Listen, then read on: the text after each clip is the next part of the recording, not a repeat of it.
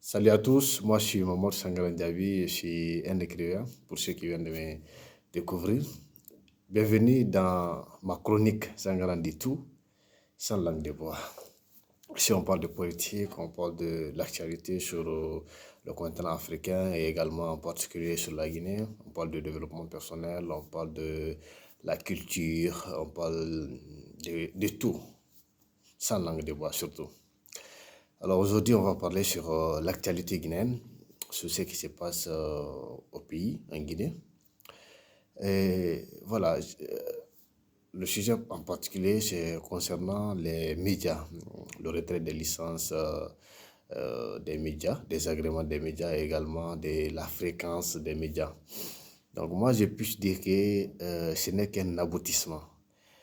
Et la coupure d'Internet en Guinée, ce n'était qu'un texte soumis au peuple de Guinée pour évaluer son degré de patriotisme, pour évaluer son attachement à son droit. Parce que aujourd'hui, vous savez, l'Internet, la copie d'Internet, l'Internet concerne tout le monde. Ça ne concerne pas un parti politique, ça ne concerne pas seulement des médias, ça ne concerne pas des partis, ça concerne tout le peuple de Guinée. Combien d'investisseurs ont perdu, d'entrepreneurs ont perdu des millions. Parce qu'il y a beaucoup d'aujourd'hui, vous savez, des activités aujourd'hui, la majeure partie des activités de beaucoup d'entrepreneurs, pardon, se passe sur l'Internet. Donc, les gens ont perdu des millions. Personne ne s'est levé. Et si on prend également, pas seulement les médias, leur relais également, c'est grâce à l'Internet. Si nous parlons de la jeunesse utilise l'Internet plus que toutes les couches sociales. La jeunesse utilise l'Internet plus que toutes les couches sociales. Donc, la jeunesse même était atteinte. Mais personne ne s'est levé. Donc, c'était juste pour tester, c'est-à-dire pour faire quelque chose qui concerne tout le monde, qui atteint à tout le peuple de Guinée, pour voir est-ce que réellement il aura d'opposition, est-ce qu'il aura des voix dissonantes pour dire non.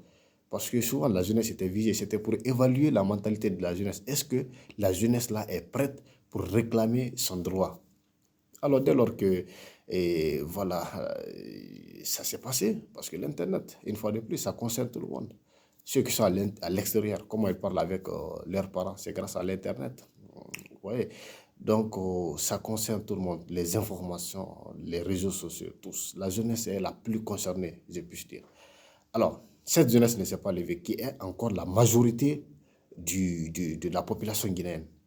Donc, le CRDC a vu que personne n'est prêt pour réclamer son droit. Alors, il s'est dit, qui est fou pour ne pas rester au pouvoir? Même vous dites pas qui est fou dans ce cas de figure. C'est comme je prends un exemple très simple, un enfant qui sait que, par exemple, il ne doit pas sortir la nuit. Un enfant qui ne doit pas sortir la nuit, c'est interdit de la famille.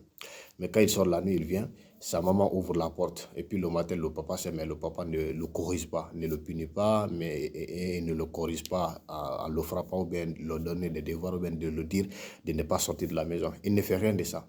Donc l'enfant va penser que c'est normal. Demain aussi, il va sortir la nuit, il va faire la même chose. Également, quand il revient, on va ouvrir la porte. Donc, il trouve le mal, on a normalisé la normale, en quelque sorte. C'est ce que la jeunesse guinéenne a fait, c'est ce que le peuple de Guinée a fait. Donc, c'est bien que normal. Le CNRD s'est dit, qui est fou pour quitter le pouvoir? Qui est fou? Il n'y a personne qui n'ose s'opposer. Ah non, maintenant, qui suis-je? Est-ce que je suis fou pour quitter le pouvoir? C'est ce que le CNRD s'est dit aujourd'hui. C'est comme également un enfant qui vole également à la maison. Quand il vole, on dit, ah, c'est un enfant, ça va passer. C'est un enfant, ça va passer. Non, t'inquiète. Vous voyez. Donc l'enfant va trouver ça normal. C'est le même qu'avec le CNRD. Donc, le retrait des agréments aujourd'hui, ça ne concerne pas seulement les médias, mais ça concerne également la population. Mais au fait, les médias ne sont pas aussi plus impactants aujourd'hui que l'Internet. Parce que les médias même sont un peu liés à l'Internet. C'est-à-dire, ils sont dans, si vous prenez dans l'ensemble d'Internet, les médias aussi font partie. Parce que l'Internet les aide à relayer sur les différents canaux. Donc, l'Internet n'était qu'un test soumis au peuple de Guinée. Donc, il a vu que Les gars, ils ont vu que bon, la population n'est pas prête pour se soulever, pour dire non. La population ne connaît pas son droit, ils s'en foutent de son droit.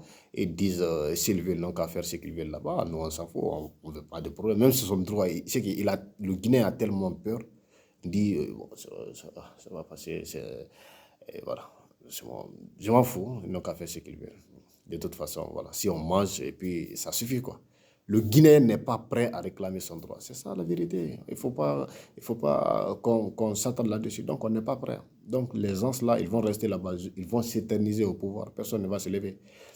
Le Guinéen est tellement faible. Ils ont déjà étudié les mentalités. Parce que si vous avez vu, comment dire, le Premier ministre Baouri, il a dit avec autant de légèreté qu'il aura glissement de calendrier, c'est là parce qu'ils ont déjà abouti à une conclusion que en Guinée, personne n'est prêt pour se lever contre nous. Donc, on fait ce qu'on veut. Avec tant de légèreté, il a dit, le glissement de calendrier, il aura lieu. On ne va pas organiser les élections en décembre. Très simplement, hein. Personne ne s'est levé, rien ne s'est passé. Alors que c'est leurs propres engagements libres qu'ils ont pris devant le peuple de Guinée, devant l'opinion internationale. Mais bon. Donc, après l'Internet, ils ont vu que ça peut marcher, quelque chose qui touche tout le monde entier. Personne ne s'est levé. Alors, on peut faire d'autres choses qui ne concernent qu'un secteur et puis personne ne va se lever. C'est comme ça ils ont procédé au brouillage des médias. Ils ont brouillé, ils ont retiré certains médias dans des bouquins et autres. Après ça, maintenant, ils ont fait, le paroxysme de leur dictature en retirant tout simplement les agréments de ces médias également, les fréquences également, c'est-à-dire les radios Espace, aujourd'hui 99.7 n'appartient plus à Espace TV. C'est fini, Espace, c'est fini. Et puis j'ai même vu hier, l'ARPT aussi a demandé à Espace de retirer ses brassements, au fait, ses installations de retrait, de plier bagages et quitter le local.